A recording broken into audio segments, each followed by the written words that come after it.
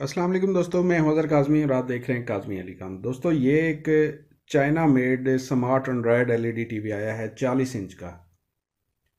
और इसमें फ़ॉल्ट ये है, मैं आपको दिखाता हूँ।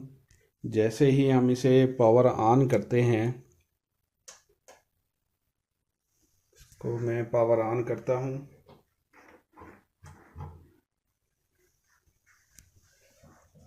जैसे ही हम इसे स्टैंड बाई से निकालते हैं तो स्टैंड बाई से ये निकल आता है। लेकिन उसके बाद जैसे ही इसको बूट होना चाहिए तो ये ऐसे स्मार्ट पे आके रुक जाता है। और जितनी देर मर्ज़ी ये ठहरा रहेगा, ये स्मार्ट से नहीं निकलेगा। क्योंकि हो सकता है इसके बोर्ड में कोई इशू हो, और ये भी हो सकता है कि इसका सॉफ्टवेयर के चांसेस इसके ज़्यादा हैं। तो इसमें बोर्ड कौन सा है वो भी देखते हैं, और इसमें सॉफ्टवेयर कैसे होगा, इस पे कैसे वर्क करना है, ये सारी चीज़ें देखते हैं। और अभी मैं इसको खोल लेता हूँ। खोलने के बाद आपको आपके साथ आगे फर्दर जो है, जो भी इसका प्रोसीजर है, वो मैं आप दोस्तों के साथ डिटेल से वन बाय वन जो भी स्टेप मैं करता जाऊँगा, वो मैं आप दोस्तों के साथ शेयर करता हूँ। जी दोस्तों, मैंने इसको ओपन कर लिया है। इसका जो बैक साइड पे जो कवर होता है, वो मैंने उसको उतार लिया। इसको इजी है, स्क्रूज खोल के ये हम उतार लेते हैं। ये इसी साइड पे ही जस्ट ये एरिया कवर किया होता है, जिसमें हमारा टी कॉन हो गया, यानी सोर्स पट्टी हो गई, और हमारा लॉजिक बोर्ड हो गया। बाकी ये सारा खोलने की ज़रूरत नहीं पड़ती। तो इसमें ये इसका बोर्ड है, ये इसका लॉजिक बोर्ड है, और ये आप देख सकते हैं। और ये इस लॉजिक बोर्ड का नंबर है QT5A3LPV1.1। ये एक एंड्रॉयड बोर्ड है। और एंड्रॉयड बोर्ड में दो किस्म की फ़्लैश आईसी होती हैं। एक छोटी फ़्लैश आईसी होती है जिसमें एम बूट या बूट की इंफॉर्मेशन होती है, और दूसरी इसमें फ़्लैश जो होती है वो eMMC होती है।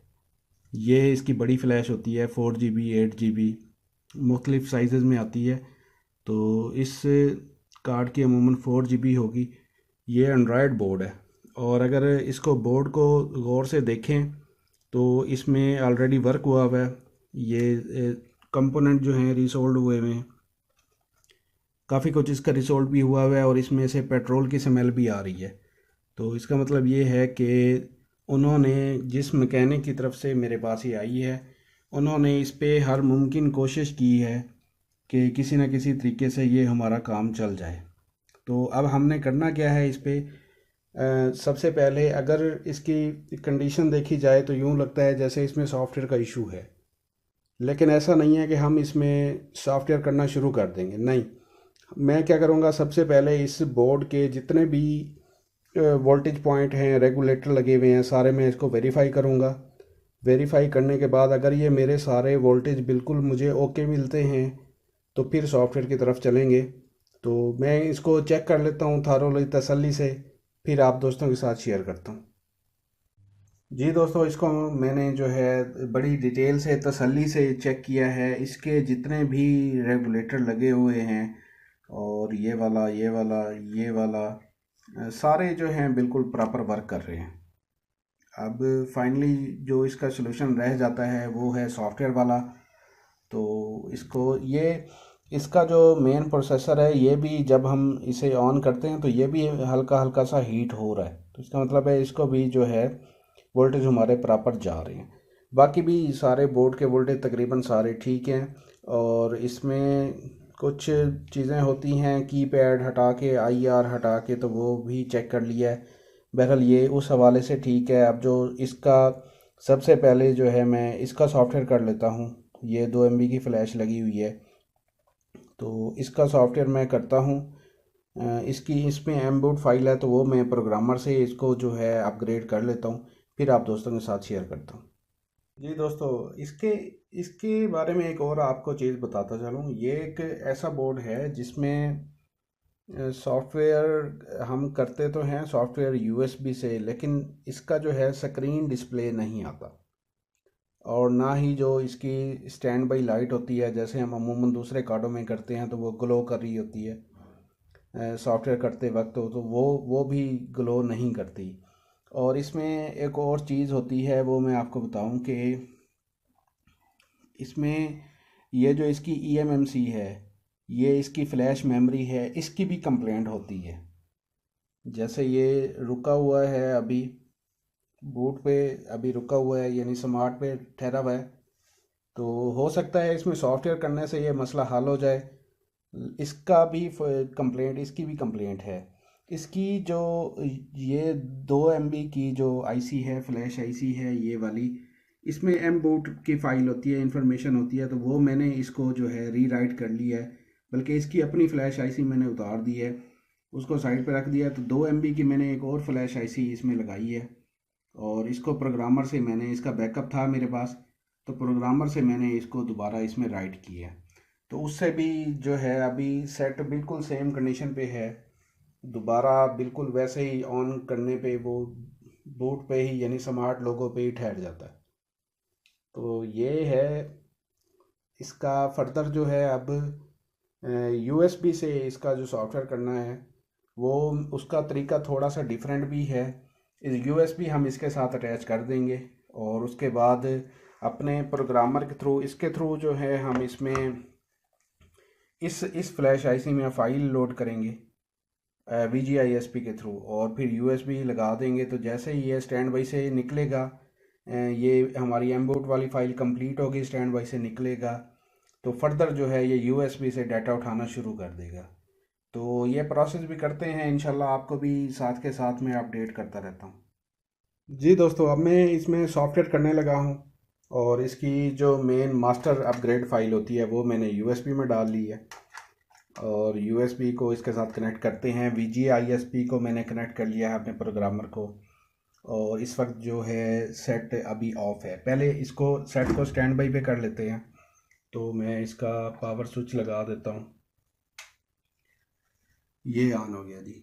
ठीक है, ये अभी हमारा सेट जो है ये स्टैंड बाई पे है और हमने VGISP हमने लगाई हुई है। USB अब हम लगा देते हैं। स्टैंड बाई पे करने के बाद हम इसके साथ USB कनेक्ट कर देते हैं। ठीक है, USB हमारी कनेक्ट हो गई। अब हमने जो फर्दर प्रोसीजर है वो अपना लैपटॉप पे करना है। तो लैपटॉप पे मैं आपको दिखाता हूँ आगे क्या करना है हमने। जी दोस्तों, मैं लैपटॉप पे पहुँच चुका हूँ और सबसे पहले प्रोग्रामर का इंटरफेस ओपन कर लेते हैं। ये RT809F में यूज़ कर रहा हूँ, तो इस पे आके VGA-ISP पे हमने ऑटो ISP पे कनेक्ट करना है और जो फाइल मेरी रिक्वायर्ड है वो मैं इसे ओपन करके मैं इसको राइट कर देता हूँ। तो ये इस वक्त VGA-ISP के थ्रू कनेक्टेड है और ये राइट कर रहा है। राइट करने में ये थोड़ा सा टाइम लगाएगा, इतनी बड़ी फाइल तो नहीं होती, लेकिन ये ऑटो ISP जो VGISP के थ्रू हम करते हैं वो थोड़ा सा प्रोसेस स्लो होता है। तो इसको मैं स्किप करता हूँ, फिर आपको आगे लेके चलता हूँ। जी दोस्तों, ये कंप्लीट होने वाला है। अब ये कंप्लीट हो चुका है। राइटिंग ऑटो वेरीफाइंग कर रहा है, ये भी थोड़ा सा टाइम लेता है, तो थोड़ी सी वीडियो को मैं स्किप कर लेता हूँ। जी दोस्तों, ये तकरीबन हो गया है। अब ये ख़त्म होने के बाद हमने ये सीरियल प्रिंट हमारा यहाँ पे इनेबल हो जाएगा और हम इसको क्लिक कर देंगे। ये देखें, ये इनेबल हो गया, हमने इसको क्लिक कर दिया, लेकिन जो है यहाँ पे कोई भी डाटा नहीं आ रहा। इसका मतलब है ये USB को बूट नहीं कर रहा। दूसरी साइड पे मैं देख रहा हूँ तो USB में पावर आ रही है, लेकिन जो है बूट नहीं हो रही USB। इसका मतलब है कि हमारा eMMC का ही इशू हो सकता है। अब हमने करना क्या है, मैं इसको ऐसा करता हूँ, एक दफ़ा मैं इस बोर्ड को वॉश कर लेता हूँ। वॉश करने से इसका फॉल्ट शायद निकल जाए। जी दोस्तों, मैंने इस बोर्ड को अच्छी तरह वॉश कर लिया है। वॉश करने का तरीका अभी इंशाल्लाह कभी मैं आप दोस्तों के साथ शेयर करूँगा कि हम बोर्ड को कैसे वॉश करते हैं। ये आपको नज़र आ रहा होगा, काफ़ी चमका हुआ है बोर्ड। असल में इसको पेट्रोल से वॉश किया गया था, जो कि मुनासिब नहीं है, बिल्कुल भी मुनासिब नहीं है, क्योंकि पेट्रोल से नमी नहीं जाती।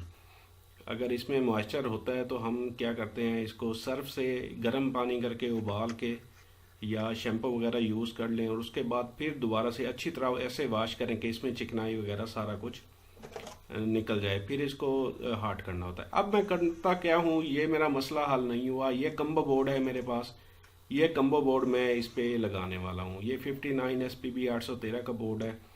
तो ये मैं इस पे इंस्टॉल करने लगा हूँ ताकि मैं अपने सेट को जो है वर्किंग कर सकूँ। ये एक सादा बोर्ड है। जी दोस्तों, इसको आर्जी तौर पर मैंने अभी कनेक्ट कर दिया। ठीक है, LVDS भी कनेक्ट हो गया, की भी कनेक्ट हो गया, और ये वही बोर्ड है, बैक LED लाइट भी इसकी सेम कनेक्ट हो गई, और ये हो गया स्पीकर की पोर्ट है।